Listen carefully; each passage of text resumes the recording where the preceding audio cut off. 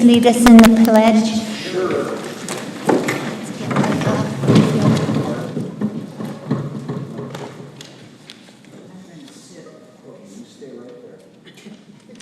Okay, I pledge allegiance to the flag Of the United States of America and to the republic for which it stands, one nation, under God, indivisible, with liberty and justice for all. Thank you, Commissioner Bordone. Good evening. My name is Sandy Griffiths. I'm the chairperson of the Planning and Zoning Commission. I will be presiding over the Commission's deliberations on hearing items this evening. The Planning and Zoning Commission sits in an advisory capacity to Town Council. As such, the Commission reviews planning and zoning issues and forwards recommendations regarding these important issues to the Council. All members are appointed by Town Council and volunteer their time. If you wish to speak during the call to public or on the public hearing items this evening on tonight's agenda, please make sure that you have pre-registered your name with the clerk. When you are recognized by the clerk, please come to the microphone, state your name and address. I will ask that you direct your pertinent comments to the Commission through the chairperson and not to staff or individuals within the audience. After all pre-registered speaker comments, the chair will call for any additional non-registered speakers wishing to speak at the podium. A 3-minute time limit will be imposed. I would like to express in advance the Commission's appreciation for fostering an atmosphere of respect and cordiality this evening. This evening's proceedings will be conducted as follows. First, I will read the public hearing item into record. Staff will then present the agenda item and their recommendations to the Commission. The Commission will then question staff. The applicant will be invited to address the Commission and answer any questions from the Commission. The floor will then be open to comments from the public regarding the hearing item. Clerk, item 3, please call the roll. Chairperson Griffiths. Here. Commissioner Bordone. Here. Commissioner Rutherford. Here. Commissioner Hewitt. Here. Commissioner Laney. Here. And Commissioner King and Vice Chair Erb are excused absent tonight. We have a quorum. Thank you, Clerk. Item 4, call to the public. At this time, any member of the public is allowed to address the Planning and Zoning Commission on any issue within the jurisdiction of the Commission, except for those items scheduled for a public hearing item on the agenda this evening. Those wishing to address the Commission must register their name with the clerk. The Commission's response is limited to responding to criticism, asking staff to review a matter commented upon, or asking that a matter be put on a future agenda. Again, public comment is limited to 3 minutes unless additional time is granted by the chair. Clerk, do we have any public comment? Yes, Patricia Betzold.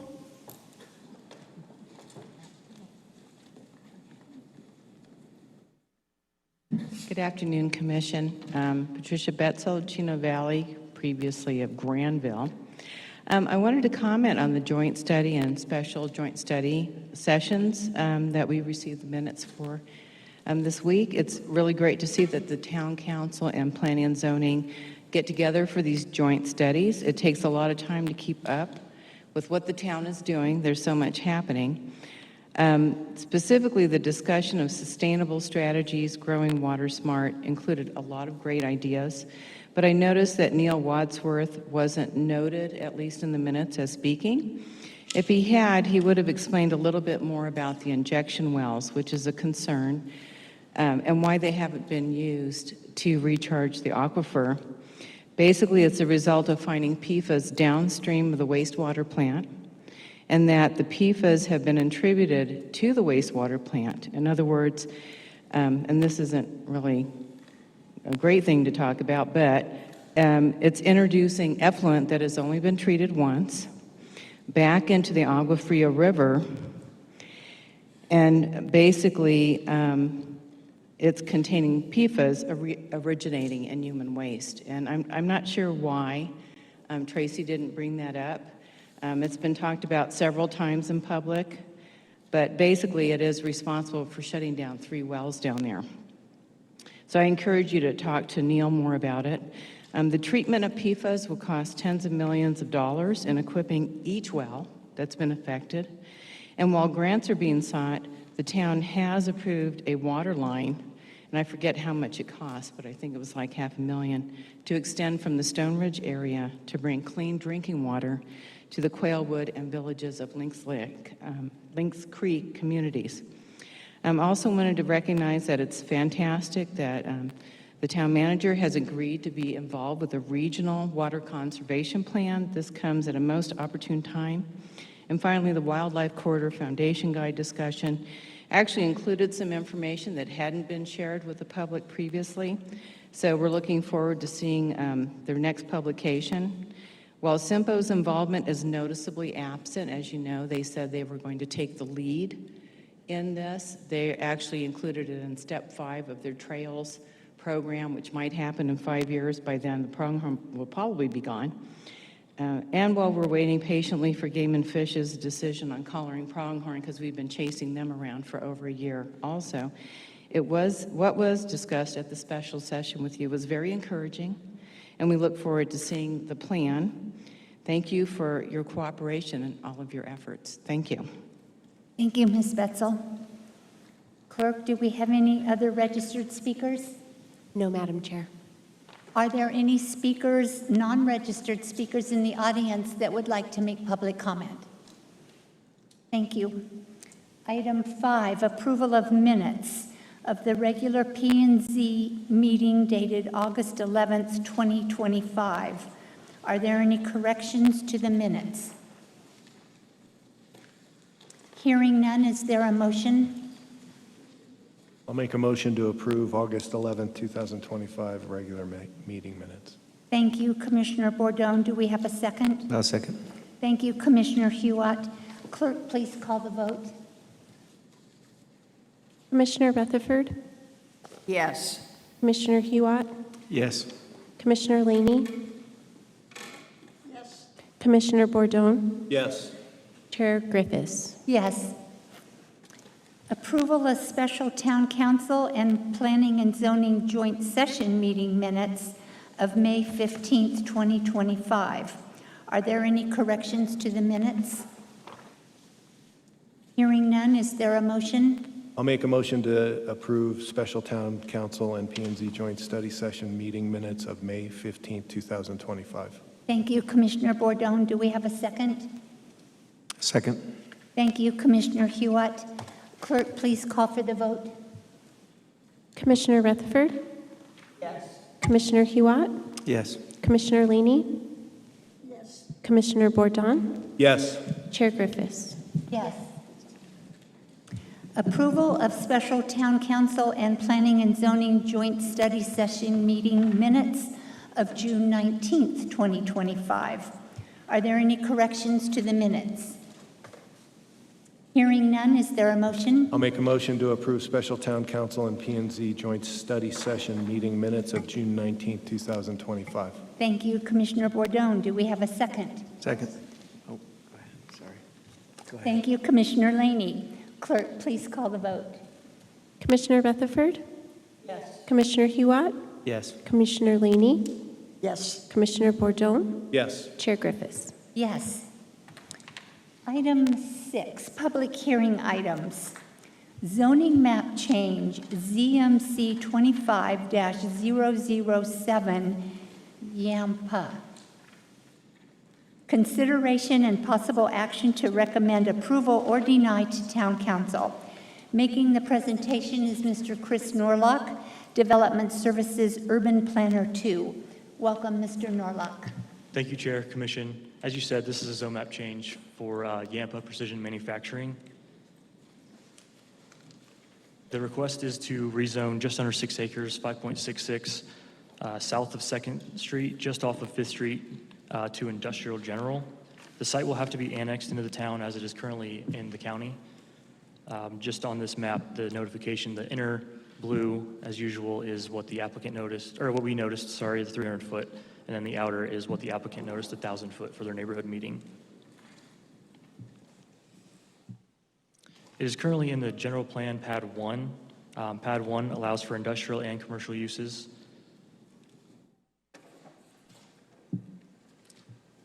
The surrounding zoning is industrial to the north, which is actually where Yampa is currently operating, and services to the east, residential services, which is the Moose Lodge, and public land to the south, which is Fain Park, as we know, and all of the other area there is in the county as well.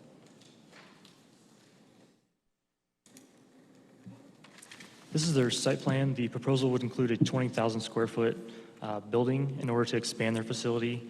The owner has included a 10-foot landscape buffer on 5th Street, and then also a future, if the right-of-way were to go in, a 10-foot landscape buffer on that south portion where that right-of-way is coming through there. These are some rough elevations provided to us by the applicant. The building will be around 24 feet in height, and because of this is as a business expansion for Yampa, staff recommends approval of ZMC 25-007. And I'll take any questions. Thank you, Mr. Norlock. Commission, do we have any questions for Mr. Norlock? Just a comment, and I think actually the chair brought this up when we were talking, is one of the conditions is conformance with this approved site plan. If we could just put a date, the site plan date. I couldn't find it, and if it has to be when it's processed towards council, I just recommend having a date on it. I think that was the only thing I caught. Thank you, Commissioner Bordone. That was also one of my questions, Mr. Norlock, because in the stipulations, it says the project shall remain in substantial conformance with approved site plan. I'd like a date on that site plan, and the only site plan we have says preliminary. So if you would please ensure. Will do. Thank you. I had some, Commissioner Hewitt, do you have any questions? I do not. Ms. Laney? Mr. Chris Norlock, I have some questions on the parking calculations. Yes. The little chart, it didn't make sense to me. So the existing building, it shows that there are parking spaces, right? Correct. Then it shows proposed building. So does the proposed building have 56 additional spaces in addition to the 32? That's correct. And then 3 ADAs, Yes. so a total of 59 for the new building? It should be at 59. It's one for every, I believe, 2 And- employees. And the existing has 80. That's how I'm reading this. I don't know what the existing currently has, but if you're referring to the, I guess, south part of that parcel where it's darkened, those will be new spaces for this project as well. I'm sorry, I didn't understand. So if you see the site plan there on the current site, there's some new parking spaces they're actually adding on that site, as well as the additional that they're adding for this building and below there for the parking. Correct. So the existing building has 80 parking places, and the proposed has 59. The proposed does have 59. I could not confirm whether it has 80 specifically on the first one, but it's probably around that general number. Okay, if you would confirm that prior, because that was confusing to me. Okay. I didn't have any other questions on the site plan, but I did have some questions on the stipulation. Under fire summary, it says that CAFMA has reviewed this project and all CAFMA code requirements will be required to be met. There was no CAFMA letter in our package. I would like their review of this project prior to this going to town council with their comments. we can submit that with them. What the last comment we got from CAFMA was that they just needed to look at the IPR comments, initial project review comments, and those still stand. That was what we got from CAFMA when we sent out again to them. But I can include that to town council. It's important and imperative that this be in writing, please. Then I had another question on the drainage summary, and maybe our engineer could answer this.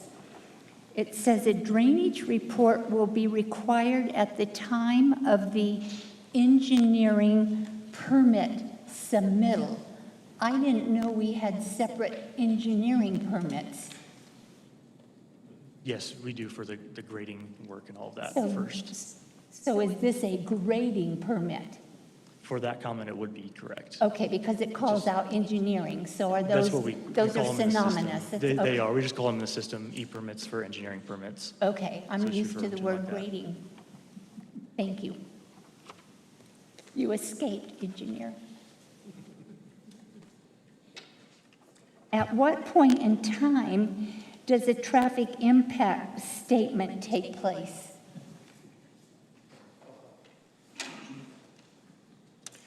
Chair and Commission, thank you. So far, the town has reviewed this project at an IPR level. So the comments that you read here were based on that IPR, which is the initial project review. The setup right now is for the zoning and the annexation. Per the town code, the zoning includes the preliminary development plan. When the project goes to the final development plan, that's when we'll look at the engineering details. Perfect, thank you. Commission, any other questions? Is the applicant here, Mr. Norlock? Yes, he is. Perfect. Would you like to come to the microphone, sir? Sure. We might have a few questions for you. Thank you, Mike Barber. Thank you, Mr. Barber. So share with us what your intentions are for this expansion. Well, we're a manufacturer. We've been in town since 1982, and we've been at this current site since 2007. And we invested a lot of money in our existing facility for our setup for machinery and everything. And what we're looking for is just to expand the additional operation, additionally give us additional space. That's all. We're a high-precision CNC machine shop. We do work for all the major medical, aerospace, and commercial customers in the United States. Wow, so you never get to retire. Well, yeah, I suppose. I don't know. Expansion, you're not retiring. Yeah, well, eventually probably, but who knows? Well, we're privileged to have you in our community, sir, and I appreciate your desire to continue with economic development and move forward. Yeah, and we're happy here. We've been here a long time, and we appreciate everything the town has done for us so far, and we've been great to work with, and it's been a big benefit for me and all the employees that we've employed over the years. How many employees do you have? I think we're 85 or 90. We were probably 130, but after COVID, things kind of, the workforce changed a little bit, so we had to modify and get more high-tech equipment to accommodate our workload with a lower number of people. So with the expansion, do you see additional employees coming on the roll? Yes, we'd be hiring additional people. Perfect. Yeah. And You- part of it's the building, but part of it's the parking too, so, because we do have 2 shifts, so. I was going to ask. And Okay. sometimes it's the shift change that becomes a bit of a challenge at times. Well, wonderful. So, but, Well, thank you for coming forward this evening. A pleasure to meet you, sir. yeah, sure. Any questions, please ask. Commission, any questions? Thank you, sir. Yep, thank you much. I will now open the public hearing on ZMC 25-007 Yampa. Clerk, do we have any comment? Yes, Patricia Betzel.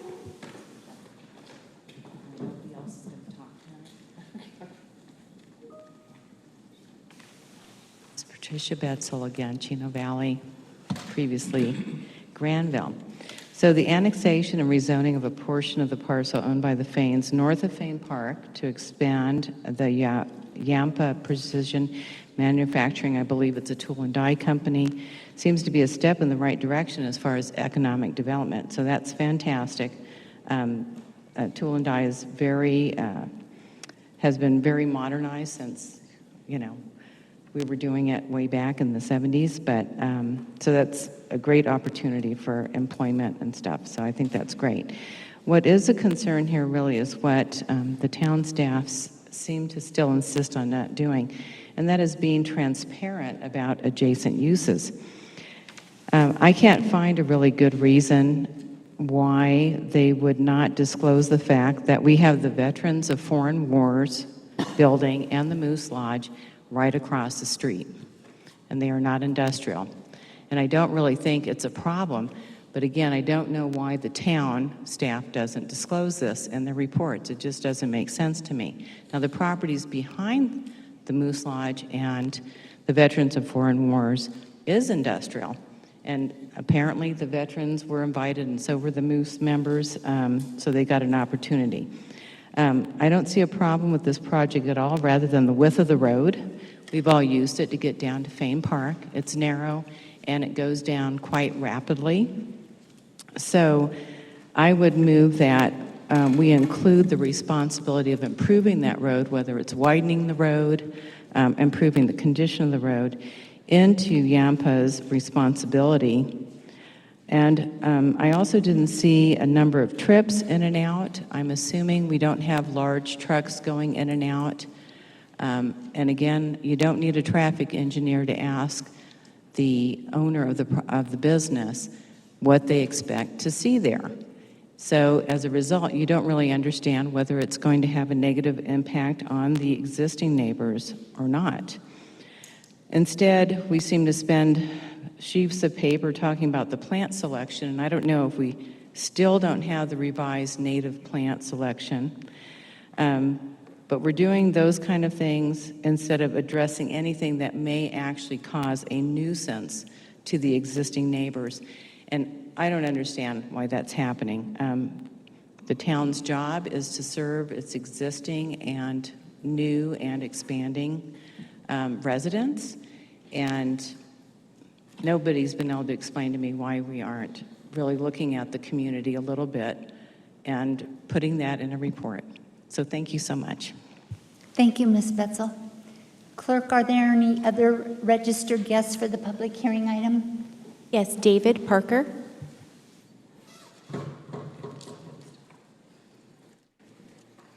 Yes, good evening, and thank you for your taking the time to look at this process and this project. I believe that the owner, Mr. Barber, of this project did send out a notice to the adjoining neighbors, and I was at that meeting, and there was only one person that attended that, so the people at the VFW or the other adjoining or adjacent properties would have had an objection. I think they would have made it at that time. So I'm glad that this is going forward, and I think it'll be a great addition to the community. Thank you. Thank you, Mr. Barber. Clerk, any other comment? No, Madam Chair. Is there anybody in the audience who would like to make public comment on zoning map change 25-007? I'll close the public hearing. Bring it back to the commission for further comment and/or a motion to approve and/or deny zoning map change 25-007. Yes, Commissioner Bordone. Can I ask the town engineer for a quick question and answer? I want to clarify something. It came up, good evening, thank you very much.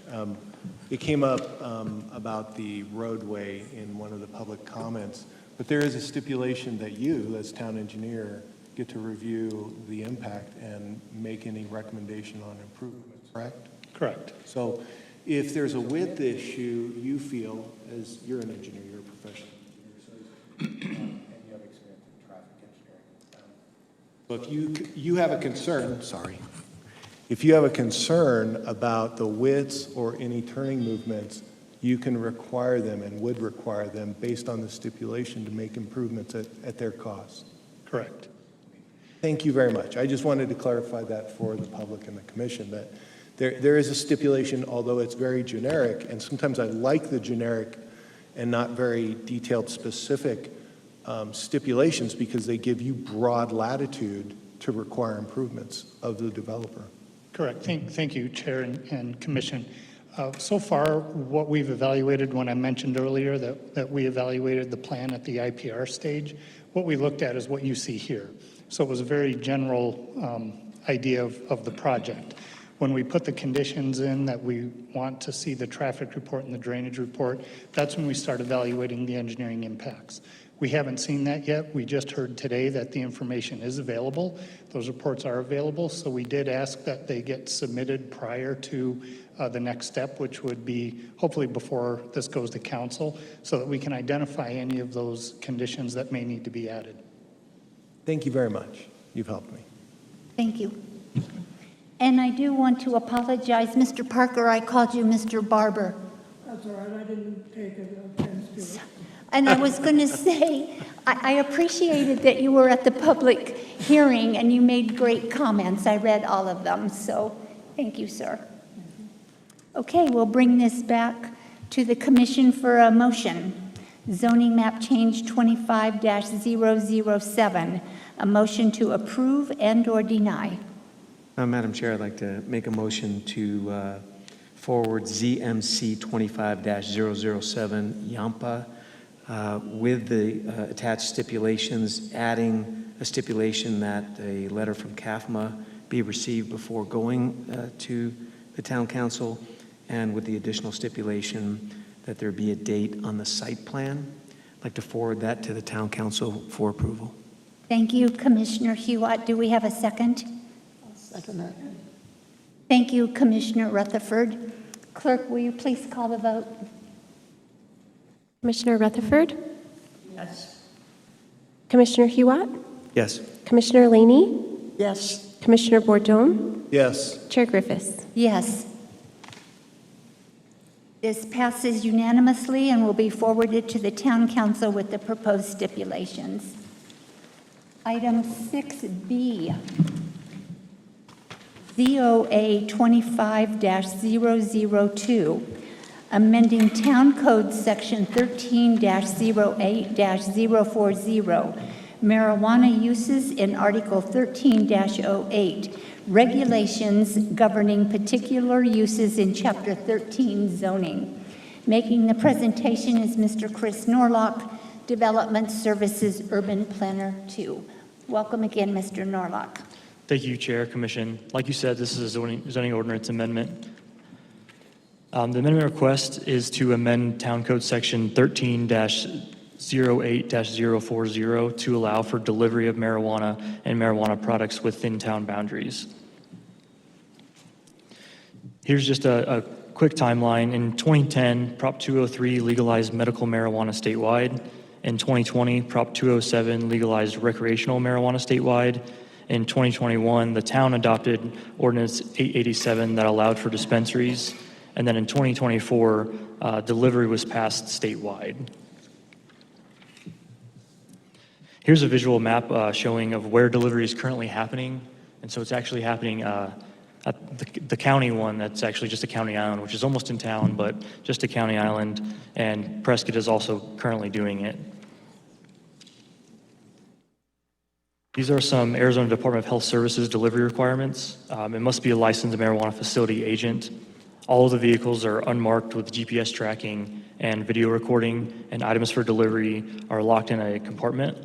The product is in a tamper-evident, child-resistant packaging with proper labeling, and delivery is via ID and only to the person who placed the order, so the items cannot be left at your door like DoorDash or Uber Eats.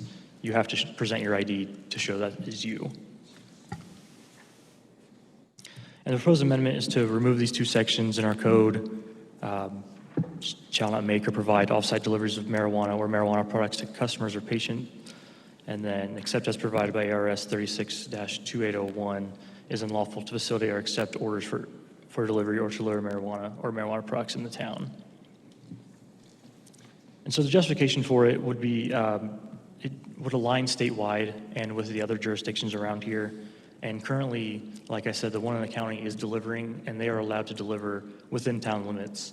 So currently, we're losing out on the tax revenue that dispensary is currently getting because the one we have is following the rules that we have set in place, and we know we cannot get their tax revenue because they cannot deliver to anyone in town.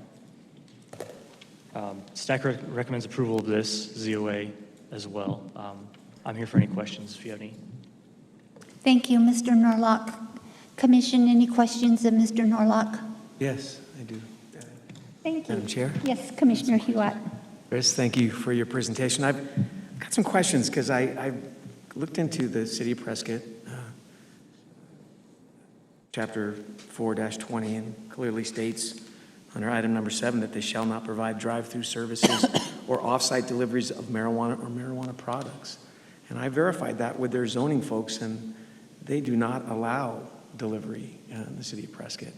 Yavapai County in 2020-3 also has the same wording where they don't allow for off-site delivery. Marijuana establishments shall not provide drive-through services or off-site deliveries of marijuana or marijuana products. In the town of Dewey-Humboldt, they suggest that no off-site delivery is acceptable unless they're going from medical marijuana cultivation facilities, transporting to medical marijuana to medical marijuana dispensaries. So it's dispensary basically from the facility to the dispensary. I didn't have a chance to really dive into Chino Valley, but there are no other areas that if they are doing deliveries, they're not doing it in accordance with the requirements as laid out in Yavapai County, the City of Prescott, and here, of course, town of Dewey-Humboldt. Again, I didn't get a chance to look at the town of Chino Valley, but I'm just curious as to what really is the catalyst for this, because I just, if there's some economic disadvantage that's being claimed, I don't see where that's happening if it's not allowed as a matter of right through the other jurisdictions. So are you aware of these or? I actually, this was a presentation given to me by actually. Okay. And I'll Okay. have Lindsay Shubey I'd like come some up and clarification because she should be able I to answer called that for these, you. I didn't just take the word of their actual stuff on their websites. I called their code enforcement divisions, and they said no, clearly that this is not allowed in other jurisdictions in the area. Come up, please. Chairperson, for your record, and commissioners, for your record, Lindsay Shubey with the law firm of Gamage and Burnham, 40 North Central, Phoenix, Arizona, 85004. Thank you very much, and Chris, thank you. So I do know that the dispensary that is located in the county island is doing delivery. So I thought that Prescott did, so let's not put Chris under blame me if that information is incorrect. I do know that Flagstaff does deliver, Maricopa County does deliver, and Scottsdale does deliver. And I do know that the dispensaries in the North Maricopa County Island in Phoenix all deliver and are targeting deliveries up here in Prescott and Prescott Valley. So, Chair and Commissioners, I would say to answer your question, and I'm going a little outside here, but you can rein me back in, Chairperson or Commissioners, you're getting delivery. So there are deliveries that are coming to Prescott Valley. And I would say there are twofold reasons. Not only the increased sales tax, because at the end of the day, your dispensary that's located here in Prescott Valley is a small business. Right? It's the same as any other. It is a multi-state operator, and I can answer questions about JARS. They do operate in other small jurisdictions, rural jurisdictions, Payson, for example, and I'll tell a story about that later, but you have the ability not only to collect the sales tax from that delivery, but also have more control. Your first responders, your city government can work with your local dispensary. So when you have a regulation that does not allow delivery, the only business that it impacts is the one local dispensary. So Delivery was legal in 2010 with the initial adoption of Prop 203. So there is a history of delivery that's been 15 years old. It is very, very controlled. There are 2 unannounced inspections from the state at every dispensary across the state. They have to produce every delivery log, all sorts of information, which I'm not going to get into unless you have more questions about that. But it is heavily regulated. I am typically an anti-regulation person, anti-regulation lawyer. However, in this avenue, I think the regulation is well placed and has proven there has not been one issue in 15 years with delivery. A year ago, there was allowed delivery for not only medical, but also for establishment licenses. In that past year, there have been no issues. If there are any complaints, the Department of Health Services has the right to call back any delivery car within 2 hours. So it is an increased employer because your local dispensary will need to employ more people. It's an increased sales tax, and it is an opportunity for your first responders and government to work with this dispensary and help manage the delivery process. So long-winded answer, apologies. If I can follow up with a question. So I get that. I mean, this was kind of brought to our attention based on this idea that it's allowed everywhere around here, and it's not. And then the second thing is that, and of course, I'm not an attorney, and so I appreciate that you're here. There are, and correct me if I'm wrong, I'm sure you will.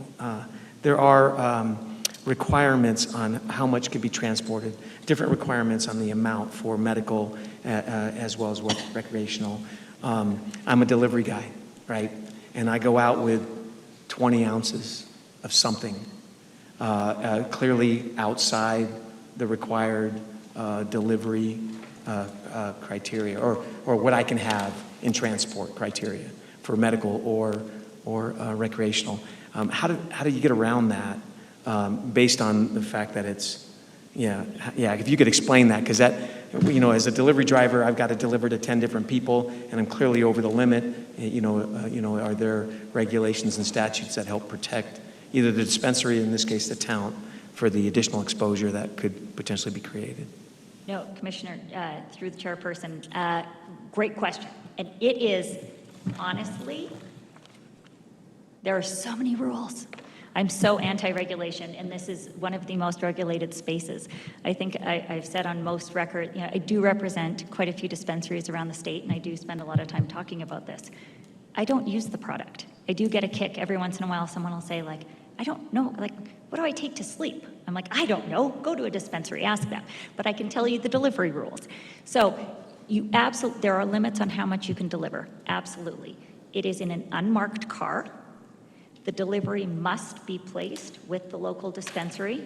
Your ID must be on file with the dispensary in order to get a delivery. Then when you place that order, it is placed in a sealed bag. So not only is there all the requirements on packaging just in and of the dispensary, but then for delivery, it must be sealed. Then you create a driver's log. You not only have to say, I'm going from point A to point B, you have to say, north on Navajo, east on Main, north on First. You have to have a delivery log that is absolutely detailed of exactly where you're going to go. Unmarked car, product that can't be seen from the outside, GPS on the car that, again, the Department of Health Services can call back, and within 2 hours, if there's any concern about a delivery driver going out of their lane, I'm not normally good at the puns, but I felt like that was a good one. If the delivery driver is misbehaving in any way or there's any thought of that, the car can be called back, the GPS information has to be tracked on there, and you have to literally go exactly north, south, east, west. When you get to the residence, you have to deliver to the address that's on the ID, and that person, that actual individual, has to come out and get that delivery. And if that person is not there to get the delivery, it goes back and it's logged in. All of this information needs to be kept, I want to say for 90 days at the dispensary. And again, when the state goes to do their unannounced inspections twice a year, they look through these individual logs, and the dispensary is fined if the GPS doesn't match the log and the deliveries don't match. It's wild. And there also is a camera on in the person in the car at all times, and there has to be direct voice communication at all times with the driver. And these drivers, I'm assuming, work for the dispensary? They're not like a DoorDash situation, right, where you're calling somebody to go pick up your sub sandwich or something like that? Through the chair, Commissioner, correct. Other states have different licensing where you can just be a driver, and they have companies where you can be more of a DoorDash. Arizona does not allow that. You have to have a facility agent card. With your facility agent card, you have a thorough background check, and you are an employee of that dispensary. And again, that car, unmarked, product safe, camera on it, GPS, and can be called back to the dispensary within 2 hours' notice at any time. Thank you. Mr. Commissioner Hewitt, any other questions? Just one last question. Do we have any indication or any idea what our law enforcement, their position is on this? Have we consulted with them at all in any way? Commissioner Hewitt, I would be happy to answer that question for you. Thank you. I did consult, had a lengthy conversation with Chief Ticer today, and they're perfectly fine. It's controlled, as we have just heard and explained, and that's where the critical nature of this lies. So he was fine with it. Almost all the critical nature. Most of it. Did I answer your question? Yeah, you did. Thank you. I do have one question. The neighboring establishments, marijuana establishments, are they only able to deliver within the town jurisdiction, or can they take on an order and deliver it to Dewey Humboldt or the city of Prescott? Chair, may I take this? Or would you like Chris? Whoever would like to answer this, I'm fine. I'll start, and then Chris can answer. Chairperson, great question. Any dual dispensary or establishment can deliver anywhere in the state. Thank you. Yeah. Commissioner Bordone, you had a question? Mine's more curiosity, but I don't really have it. I'm laughing because I don't think you can deliver alcohol, correct? Yeah, you can. Yeah, you can. Okay. Yeah. I've never ordered it, so I just wanted to ask. You're an outside counsel. Yes, through the chair, yes. Okay, do you work for the town? No, I work for the only dispensary in town, Jars Cannabis. That's what I figured, and I don't care. Yes. I wanted to understand the reason this is coming forward, and it is because, you know, it comes across that it's a town initiative, but you've probably approached the town, or your client has, to try to expand your business model, and I think the town's supporting it partly because of the revenue and just making sense. I don't have really any deal. I just wanted to understand the mechanics of why you were taking care of it, and it made sense now because your client is the dispensary. Through the chair, correct. Thank you very much. I wanted to clear that up. Quite frankly, I mean, I was telling someone prior to this meeting that at the sheriff's office, when marijuana was legalized, the big discussion I had, they said, yeah, we have dogs now that we have to retire. This is changing times. Marijuana is legal now, at least in the state. And I wrestled with this too, and I'm glad you looked up that adjacency. I'm still wrestling. I don't know if I have a big heartburn over it though, but I'm glad you looked that up because that's kind of something that they should bring up, and it should be a discussion before moving it forward. So thanks, Joe. And thank you for clarifying. Thank you very much. Thank you, Commissioner Bordone. To Mr. Commissioner Hewitt and Commissioner Bordone, I also wrestled with it.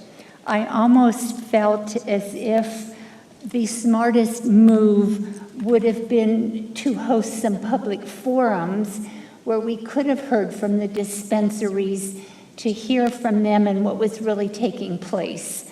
So that's what made me reach out to Chief Ticer. And after all those conversations, I felt comfortable with it. So thank you for being here. Madam Chair, if I could make a couple more comments. Absolutely. Thank you. So, so you had mentioned something about delivering across county, city lines, things like that. This concerns me because these other places don't allow it, right? And so certainly if we're saying that the town can, for their dispensary and their town limits, will allow delivery within their town limits, but in a sense, they're tacitly approving the deliveries of things outside their town limits in jurisdictions that don't allow for it, because clearly they don't. I mean, it clearly states in their stuff that they don't allow delivery. No drive-up windows, no delivery service. Where are we putting ourselves in that? I'm very uncomfortable. Again, you guys, it's totally fine, but I'm uncomfortable approving something that could potentially create an issue with the neighboring communities where they don't allow it. I mean, they clearly don't allow it. And the statement was made that, well, they can do, this is done, they can deliver pretty much anywhere. And Can I toss something out? sure. So their ordinance is reflective of their dispensaries.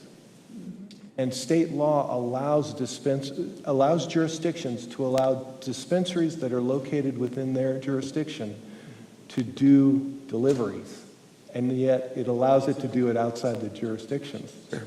So quite honestly, I get what you're saying, but it's not going to violate any law, I don't think. Well, no, it's just, you bring something to the council, commission that says, these guys allow it, and they clearly don't. No, I You know what agree. I mean? Yeah. I mean, that's problematic for me. It's just problematic. I don't Everything disagree. that you suggested, I had questions about licensing, about monitoring, about chain of custody, all the things that you would normally be concerned with this sort of thing, because at the end of the day, whether legal or whatever, it's still a controlled substance, obviously heavily controlled, as you said, regulated. But when you bring something to say, hey, everybody else is doing it, my kid can play in the sandbox too, and really they're not. Yeah, I'm not disagreeing with you on that. What I'm trying to point out is I think that legally a dispensary within the town can deliver outside of the town. They can. Based on the statute. And so it's a moot point. It's not a moot point. We should have accuracy in the documents we Sure. receive. I totally agree with you, and I'm glad you brought that up. I just am sitting here reflecting that I'm like, well, from a business standpoint and a revenue standpoint from the town, I'm sorry, I just kind of, I locked onto Chris's one point of revenue. I think what you're going to find is the other cities and towns are going to amend their. They will. Well, and for the client too. I mean, right, this isn't just a benefit to the town. I mean, they're obviously here for a reason, and that's not escape any of us, just so you're aware. But, what they talked about, the economic disadvantages, yet they're clearly not shown, and the economic benefits, like, what are we talking about here? I mean, how many deliveries do you see in these other places, and what kind of a tax benefit? I have a reservation. I'm going to just say that, and we'll leave it at that. So, Thank you, sir. Madam Chairman, Yes, Commissioner Rutherford? I have been at war with myself all week over this issue. And I have come to the conclusion that we can't avoid the question. We just have to hold our nose and vote for whichever is the least objectionable. And one of the things that has occurred to me that if we do approve this, I'd like to see us recommend to the council that they take the additional sales tax revenue and use it for drug education, perhaps aimed at parents. Kids are going to find this enticing stuff no matter where they hide it. And it's up to the parents to educate the kids that this is not a child's thing. I would like to see that additional revenue go to drug education wherever it's aimed. Thank you, Commissioner Rutherford. Those are great comments. Mr. Norlock, when this goes before to the town council, if you would please put that in your report that the P&Z Commission brought that up. Absolutely, Chair and Thank you Commission. very much. I will now open the public hearing on ZOA 25-002. Clerk, do we have any public comment? I do not have any pre-registered, but I see someone in the back here. Absolutely. Come forward, sir. It's going to be fun. Well, I hope you break. Come right at me.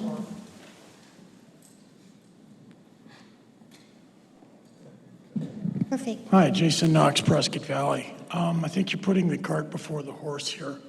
When firearms laws, you have state preemption. Counties, municipalities cannot either have more liberal or more restrictive firearms laws on the books. This is kind of the same thing. It should be a state issue, at least a county issue, before it becomes down to the municipalities. If Prescott Valley approves it, but Prescott does not, Chino Valley does, Dewey Humboldt does not. Which routes are you going to go through? You know what our borders are like. They're not clean and square. So I personally believe this should be tabled and forwarded to the county, minimum, preferably to the state, so that there's a statewide determination on how this should properly proceed. It should be just wide open, and federal law should be amended as well, because it's ridiculous. But for now, it is not. And once again, you know, my apologies to the people that want to do it, but I think it needs to go to the county first, minimum. Thank you. Thank you, sir. This is going to be fun. I will now close the public hearing and bring ZOA 25-002 back to the commission for further comment and/or a motion to approve and/or deny ZOA 25-002. Is there a motion? Madam Chair, can I have a couple questions first to ask? Is that okay? Absolutely. All right. Thanks. Sorry, you all, for being a little bit of a stickler on this, but I have a question that maybe the attorney for the client can answer, or just a point of clarification. In my research, and I believe this is the case, when the laws were passed, they allowed for jurisdictions to independently create their own set of rules, if you will, as long as they didn't violate the overall approval of the statute allowing use, both medical and recreational. Is that correct? So, I understand this gentleman's comment, the public comment, well received, by the way. Thank you, sir. But I think the way the state set it up, and other than the state legislature acting right now, cities, towns, counties have the ability to set up their own guidelines. Correct, through the chairperson. Commissioner, yes, so state law allows delivery. Most jurisdictions allow delivery. I would think, and the conflict, and again, please do not put on your planning department any of the misinformation on the county or Prescott. I apologize, I own that if that information is not correct. So I just want to make sure Chris is okay. But so the original out of the gate, almost every jurisdiction said no delivery, no drive-through, limited hours of operation, limited square footage, because no one knew what they were going to get. This was 15 years ago. The times have evolved. Their dispensaries are actually really safe because there are so many cameras. Delivery, like I said, there is delivery of alcohol.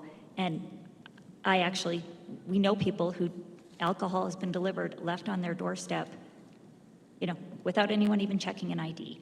This is so controlled and regulated. Mesa just changed this summer their regulation to allow delivery. Peoria was about a year ago. They allowed delivery. Payson allowed delivery probably 2 years ago. And so I do agree with the comment that it's jurisdictions catching up of the unknown. Just no one knew how it was going to be. Delivery, like I said, so the only rule you do have as a jurisdiction is you cannot, so there are two different types of licenses, the medical and the establishment, and that's recreational. We say establishment, I don't know, it sounds better. You can't make different rules. So you can't say medical you can deliver, but establishment you can't. You either, as a jurisdiction, the state said, as a jurisdiction, allow delivery or do not allow delivery. But that is your choice. And so I will say also for your medical population, they are precluded from getting delivery at this time because you have to allow delivery of both or neither. And then there's hours of limited delivery, right? I mean, it's only at the hours of operation for the actual dispensary. Through the chair, correct. Cool, thank you. I'd just like to suggest something to be included in the motion. I don't like the analogy of holding my nose, but I don't want my personal thoughts to get involved. I think if this is going to go to the town council for approval, or we make a recommendation for approval, that the record that's submitted would be corrected. Commissioner Huot, are you making a motion? No, I'm just asking that the record be, as a stipulation, that the record be corrected in the dialogue that says that other people are doing it and it's approved, and it's Then not. would you like to make a motion with your stipulation? You're going to make me do that. Yeah. aren't you? Go ahead, Phil.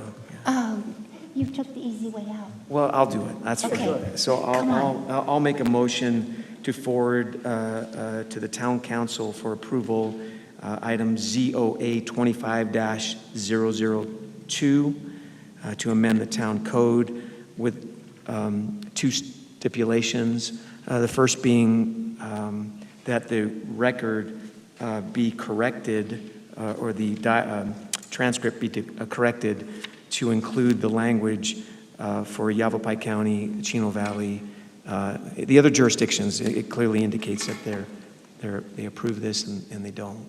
So that would be corrected. And then the second would be that additional funds collected in taxes, that there would be a note that would. Can I ask a question before Sure. you finalize Yeah. that?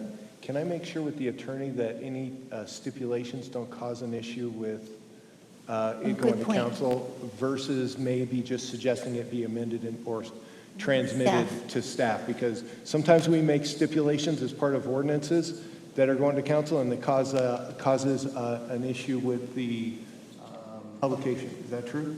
Or are you okay with that? Commissioner Bourdon, I appreciate you bringing that to our attention after a recent stipulation that we had. Yes, it's difficult. Please don't make stipulations, if possible, that regard specific language of the ordinance unless you would like the ordinance to be back before you. So maybe you could say, and have, you could make the recommend approval with staff making modifications to the report that goes to council. I just didn't want Reasonable. them. Yeah, I just want the report corrected so that council Thumbs gets up. the information so they don't think. I think you're spot on. I just remember there was an issue previous that I talked to the attorney about when we make changes to ordinances, so. And I would caution you, and I maybe need to defer to the attorney for the jars here today. I don't think you can make any stipulation as to where the funding goes, because that is set out. This is really, we're just trying to align ourselves with state law. I can't speak. I have my hands full researching what we do in this jurisdiction, so I can't speak to what was provided. I like you to provide some clarification on that beyond with Chris, because that's going to need to be answered, and it'd be best if you did it now. But I will tell you this, and Artie, you cannot make a stipulation as to where the funding going, because that's clearly set out in state law.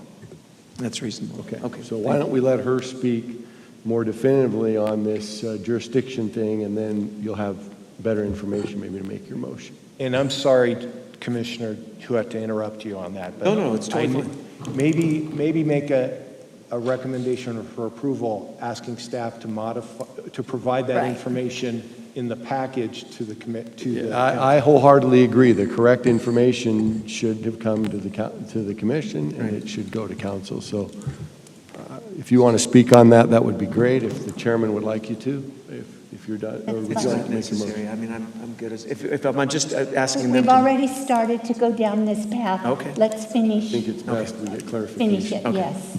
All of it. Chairperson, Commissioner, Deputy Town Attorney, you absolutely have my word. We will work with staff, make sure that the staff report is updated, and that the recommendation that there be additional education on parental education around cannabis and marijuana, that we say that on the record for town council. You have my word on that. And Grady Gamage will have my head if I don't do it, so we will. Okay, Madam Chair. Are you ready for Like a to- motion? Yeah, I'm going to revise Perfect. my motion. To forward to the town council with a recommendation for approval ZOA 25-002 to amend the town code with the recommendation that the staff report be updated to reflect correct information on adjacent agencies' position with their delivery codes. Second.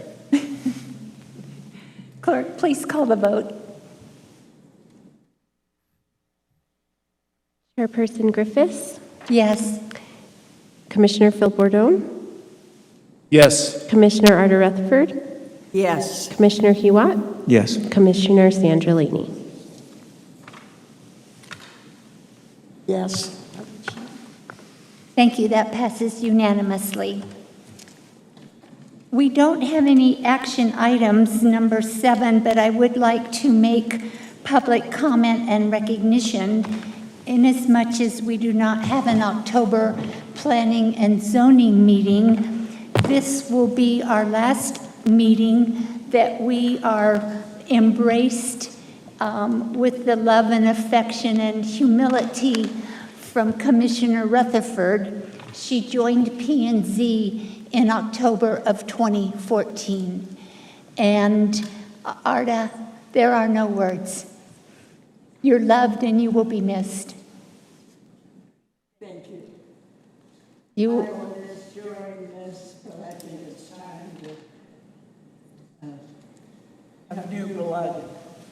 Well, I think that we all have some Arta DNA in our hearts, and you're a pretty special woman, my friend. If there's no other business, this meeting is adjourned.